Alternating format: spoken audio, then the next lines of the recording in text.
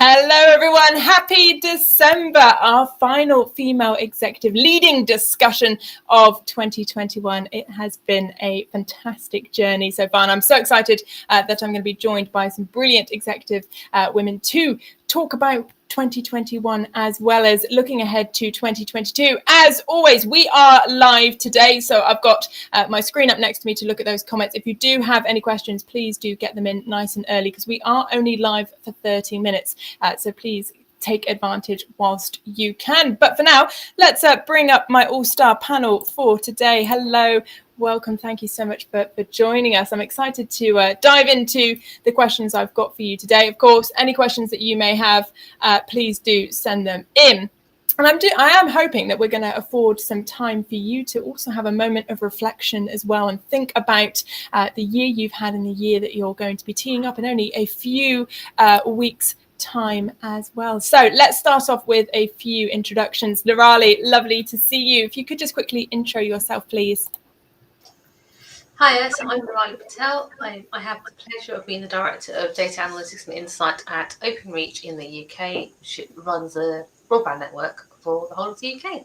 And I'm really excited I'm sad that it's the last one of 2021 today, but really excited for the reflection kind of conversation that we're looking to have. Thank you, Nirali. Maritza, how are you doing today? Always good, Catherine. It's always lovely to be here and really looking forward to today's discussion. I am the head of data at BNP Paribas Personal Finance South Africa, and I'm joining you from Cape Town today. Thank you, Marissa. And for the very first time, I'm excited to say we have managed to find Ashita on our panel. Ashita, welcome to this panel discussion. I've been hoping you've been would join for a while now, so I'm so excited that you were able to. If you could give us an introduction, please. Yes, absolutely. Thank you, Catherine, for inviting me. And I am excited, as is Nirali and Maritza, to talk about a little bit of reflection and looking forward and planning. I am a first timer. I am the VP of Data Analytics Platform at eBay. I'm hoping all of you shop at eBay. And I'm based in San Jose, California. It's 9:04 a.m. my time, and excited to be here and share some retrospectives with my fellow data brethrens. Amazing. Well, it's wonderful to have you. We've got a few people dialing in already. Absolutely wonderful to have you all here. Got some love hearts going. Always love those reactions. Right, let's dive into it. 2021. Bit of a crazy year, some high points, some low points, and everything in between. We saw some companies returning back into the office, some remaining remote. Again, some in that limbo situation. And I think a time like no other for strategy being more flexible than ever, as well as we navigate these changing times. But also some consistencies as well. I know that challenges and opportunities have continued on from last year, and I assume will continue into next. So the first question I want to ask you is, what has 2021 been like for you in your role? What have been kind of the standout themes, I guess, for you as you think about the year we've just had? Nirali, I'll come to you first. Many of you know it's been my first year at Openreach, so it's been a learning year. So I think if I had to pick my top 3 takeaways of 2021, one is understanding a whole new business. And I know I sort of speak about it a lot, but it's understanding the people, the culture, the processes, how decisions are made today, and then setting that strategy out how we want decisions to be made going forward, or, insight-driven decision making. And I think the second bit has been around a lot of time around people development, and not just internally within my department, but externally within my business stakeholders area. So the good old phrase of data literacy and, data culture and all those kind of things come into mind.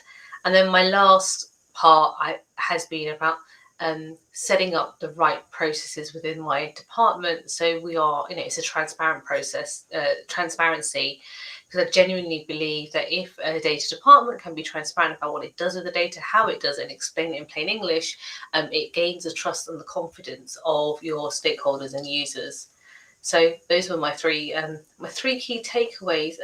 It's been an interesting journey, and it has I'm just looking forward to next year now. I feel like I've set up the foundations for success for going forward. I love that. And yeah, actually, it's a good reminder that it will be your first year in this organization. It feels like quite a while now, certainly from when we've been speaking. So exciting to think about that layer of context alongside what you've been saying there. So thank you, Nirali, very much. Maritza, how about yourself? What are the key highlights for you?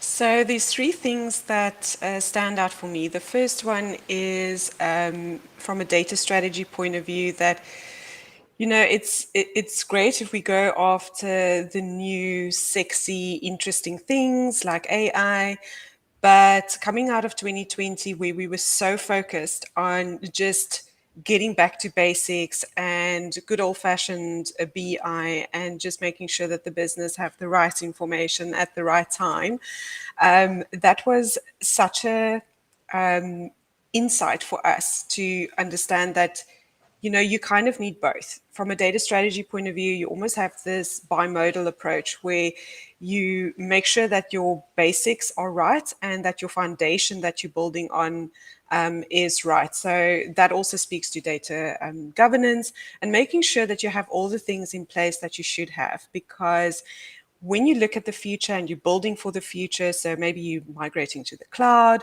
or you are building an AI competency, a cognitive platform, you know, those basic things are still relevant. It's still important to think about data governance and how you're going to govern your data ecosystem, how you're going to govern the new ways in which you are sharing data and provisioning data.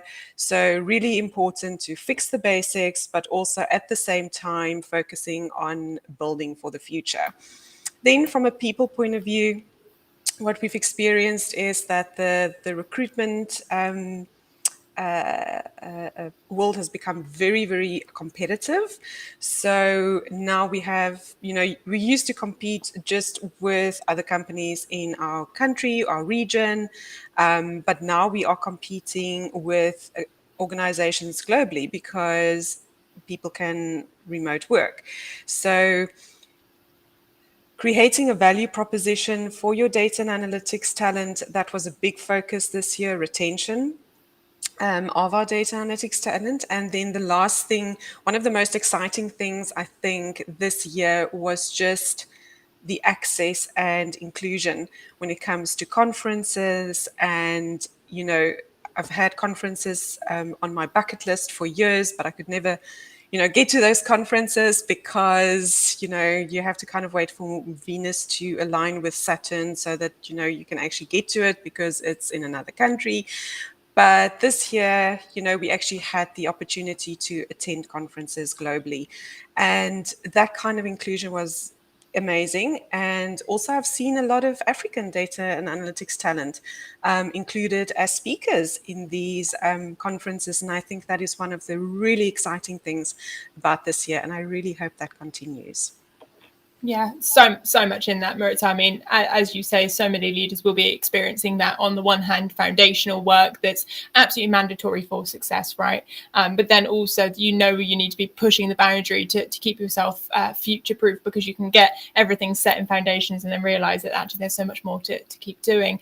And it's interesting, actually, the point on recruitment, because as you know, we host a weekly Clubhouse room on Fridays, the Business of Data Power Hour.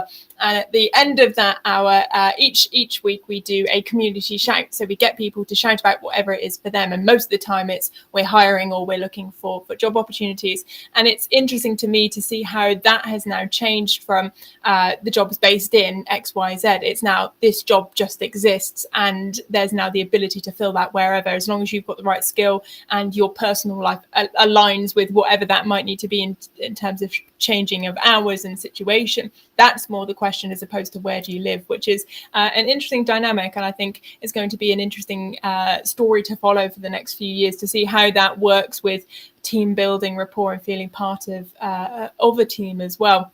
Building a culture. Absolutely, absolutely. So very interesting points. Thank you. Ashita, how about yourself? What's been your highlight reel really for this year? So I'll start with the culture because I like what Maritza says. And, when we started this year, if you had asked every member of my team, hey, what's your job? They would answer, I build X, or I do data pipeline. And it was frustrating to me that we were very focused on what we do. We were not focused on why we do it. So throughout the year, one of the culture changes that my leadership team and I drove was think from north to south rather than south to north. What that means is think about the customer first. What customer problem statement are you solving? That's the why. And then what are you building or expanding or modifying in order to enable that customer experience?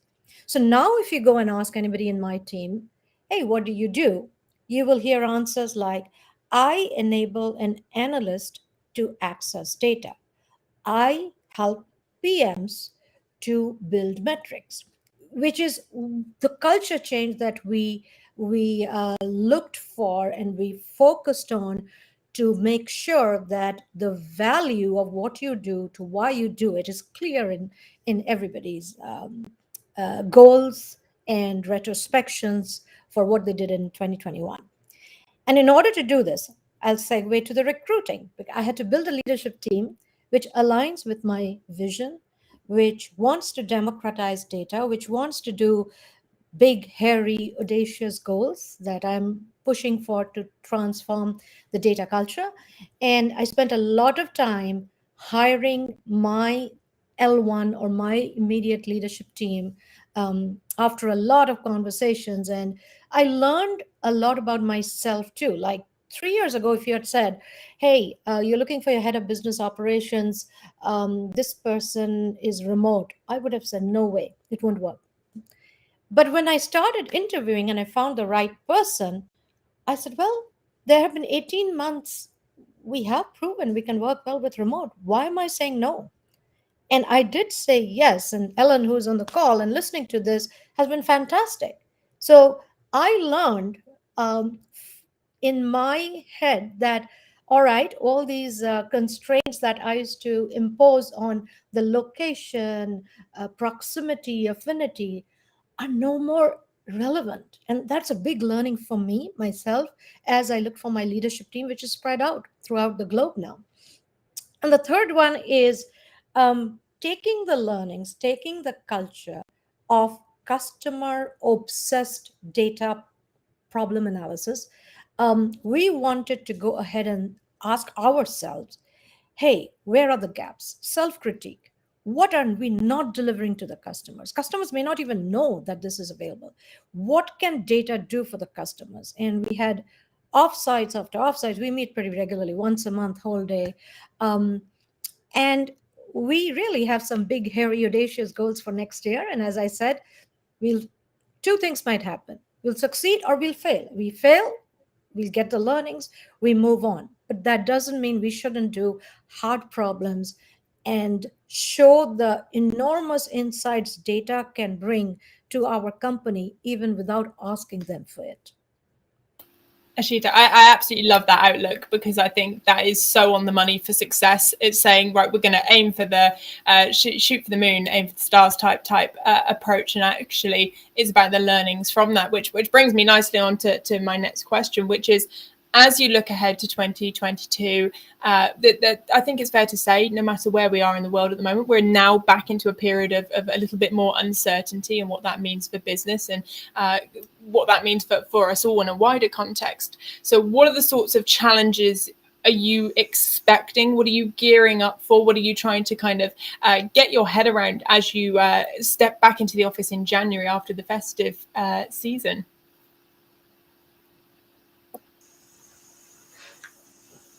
I can go first because I am facing this while recruiting has been an enormous joy because I just get to talk to so many talented people.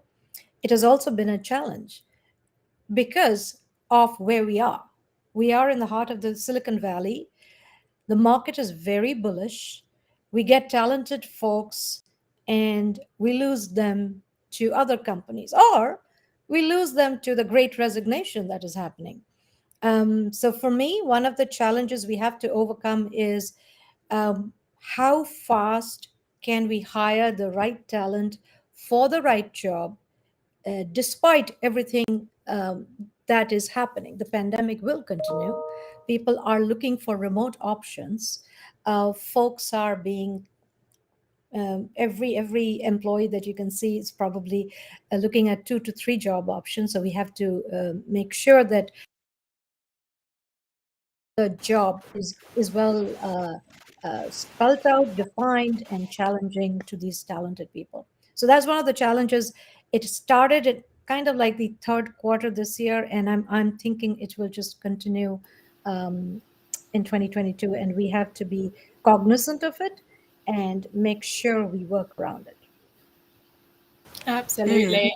And in previous discussions that we've had as well on these panel discussions is around the collaboration with different units. And I think something that I'm going to see, and we're all going to see a lot more of based off what you've just said there, Ashita, is the collaboration with HR. Because as you say, it's no longer can you go through a 6-week, 8-week hiring process when you're now competing with people who are getting job offers left, right and center. And it's a case of that, it's really a buyer's market, as they say. So it's about how can we speed that up, but still be a pleasant onboarding process. Because if you add in the remote aspect to it, it's got to be bringing people up to speed, because otherwise it's just not going to be an attractive offer and environment for them, especially as you mentioned, we're in such a competitive environment. Maritza, go on, I cut you off there. No, so I actually just want to add on to what Ishita said, because I think for us the challenge is also going to be people. And like I said earlier, the retention of our data analytics talent. And, to do that's going to be a multifaceted approach, because firstly, the data strategy, or from a data strategy point of view, we have to make sure that we are truly enabling our analytics community. I think that is one of the things that can be very frustrating for analysts and data scientists if they're not enabled to do their job. But we also want to build really strong analytics communities, and making sure that there is that collaboration and end-to-end or enterprise focus on solving problems. Because again, I think that is something that can be quite frustrating for analysts who sit in the business and have to solve a problem on their own. Without the support of the central data office or of other teams, because we don't solve problems, in our little world or our functional area. All problems have, a value chain approach, or the solution should be a business value chain approach. So building community is very, very important, and then also adding on to partnerships, especially with HR and learning and development. For us, there's going to be a really big focus on change management.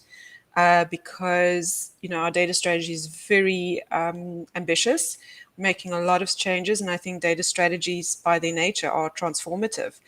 And it's very, very important that we focus on people and how they're experiencing all of these changes and new ways of doing things. So change management for us is going to be one of our biggest focuses in 2022.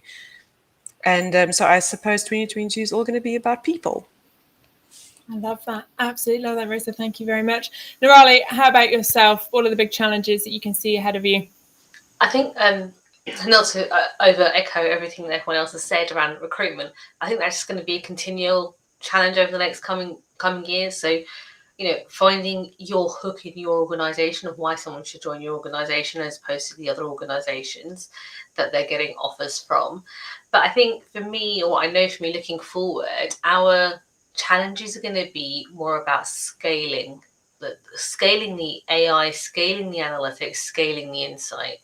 Now that we've managed to do a fair amount across the business, that our demand versus supply is slightly skewed. So I'm looking at ways, how can I scale the work, keep the trust and the confidence going, keep the faith and the function going, without whilst still trying to obviously recruit in the background, but just how do you, what are the ways you scale. And I can use it. So, how do we enter partnerships with other people or other organizations to help us, that we can sort of turn the dial up and then turn the dial down? How do we continue the development? Because a commitment that I've made for all my people is career development and career pathways. And so we've been doing a lot of work in terms of background for that. But how do I still give them that space to do that whilst trying to meet the demand of our business, in a prioritized fashion? Because now everyone's getting interested and everybody wants something, and you can't always meet that, can you? And I think just generally it's that sort of step change. And I think I've got a little bit of anxiety or worry around the coming year, that maybe people's hopes are too high of what data functions can and cannot do. And so even though it's not a massive challenge, but I think there's a bit more around the culture and understanding across the organization of what it takes to do so. It's great. You can always spin up a POC, but when you want to run that, and now for my organization, scale it so 30,000 engineers can use it, a POC is not going to, a POC of an Oracle warehouse somewhere in the corner is not going to do the trick. I do need a bit more of a integrated solution with technology, and it's just that ironing out that kind of what we call it industrialization and productionization processes. So while it's easy to do analytics and insight and stuff really quickly, it's that deployment out into the, for that scale, I think is a big thing that we need to figure out a path to.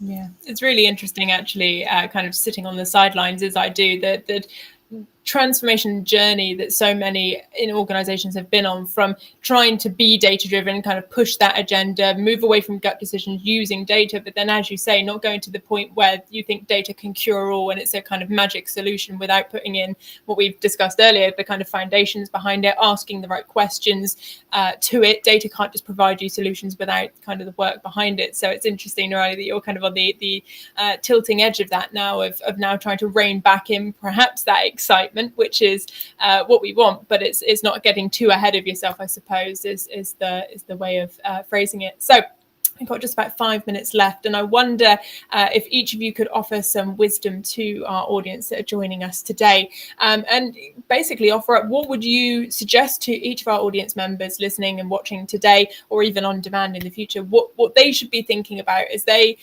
set off for the festive season and they're going to get back in the office in January? What would you suggest they be thinking about as they enter into the new year? Maritza, I'll come to you first. So I think, as I said, definitely people, and how you can make your data strategy people-centered, but also make your data strategy something that's going to take your organization where it needs to go. That's really going to move the dial. And I once heard someone say, I wish I could remember who it was, but I can't remember their name. But what they said was, if your data strategy, your strategy doesn't scare you, it's probably not a very good strategy. So if your strategy, your data strategy right now scares you a little bit, that's a good thing. That's not a bad thing. But you can execute on a scary strategy by building communities, by building partnerships, and making it an enterprise initiative rather than something that's driven by the data strategy. So again, people, partnerships, and just, bring the sexy back to things like data governance. So don't forget about the basic stuff, and don't just think about the sexy AI stuff and that kind of thing. I love that. Bring the sexy back to data governance. That's a quote I'm going to use and attribute to yourself, Maritza. Nirali, how about you? What piece of advice can you give to our audience thinking about the year ahead? See, I'm probably going to give the advice I've just given to my team this morning, which is to spend the next couple of weeks during this festive season, if you can take time off and just reflect on all that you've personally achieved, right? And really acknowledge the role that you have played in your organization and, in helping it be successful, helping it move forward. And how can you position yourself, so, mentally, as well as with your teams, etc., to navigate through these challenges that we're going to face over the next year. In this world of uncertainty, I think we've got quite used to the uncertainty bit as well, but I think it's a really good time. Just be proud about your personal achievements and just spend time over the holidays, go, right, what are the things that can I do to make it easy for myself and my team to be successful for our organisation. I love that. I know we were discussing before we hit live today that actually this discussion provides quite a good lens for us to each take a moment and think about the year previous and the year ahead. And I think that's such sage advice, actually, Nirali, is for everyone to do exactly that, because it's been a whistle-stop tour of a year, if I can speak for the majority. So definitely good advice. Then Ashita, round us off, please. What would be your advice to be thinking about as we head into the new year? I think mine would be excited, but all of you who is listening, who's participated, and I say this to my team all the time, focus on your well-being. Again, this is a new term in my vocabulary when I do all hands now. 5 years ago, didn't spend a lot of time on that. 18 months into this, and not knowing when this will end, I would say focus on your personal well-being, re-energize, reflect, and be very, very proud of what you've accomplished this year. Given the constraints of working from home, not being able to see your colleagues, doing Zoom meetings on camera and completely fatigued and playing multiple roles at the same time. There is no blue book, there's no recipe book for this. We all had to innovate and figure it out what works for each one of us. And as you go into the next year, be customer obsessed. Ask yourself, what does a customer want? If you're in the platform area business, build scalable, automated, self-service platforms so that you can scale easily without manual intervention. So first, rest, reflect, and focus on your well-being. Then get excited about the future and go into 2022 with obsession about customer. Amazing. Well, Ashita, thank you very much for covering all angles there, from personal through to professional. Thank you very much. And thank you for joining us for our final session here. It's been really interesting to take a look back at the year we've had and also take a look at the future. So thank you very much.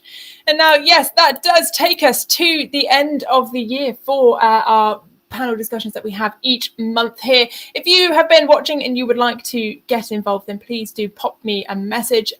You'll see me there in the comments. Please do pop me a message and reach out. But also remember, we are going to be starting the year with a bang. We have our Business of Data Global Festival, which will be on the 19th and 20th of January. So please do register if you haven't done already. We have some amazing content from all over the globe. We do hope you're going to be able to join us for that. But even more so, in this discussion, we've been talking about remote and we've been talking about in person. Corinium has a range of events, both virtual and in person, depending on your own circumstances and where you're joining us from today. So please do check out the Corinium Global Events calendar and register to those events that you are most excited to attend. But if we don't get the chance to speak in the meantime, I do hope you all have a wonderful and healthy festive season, and I'll see you in the new year.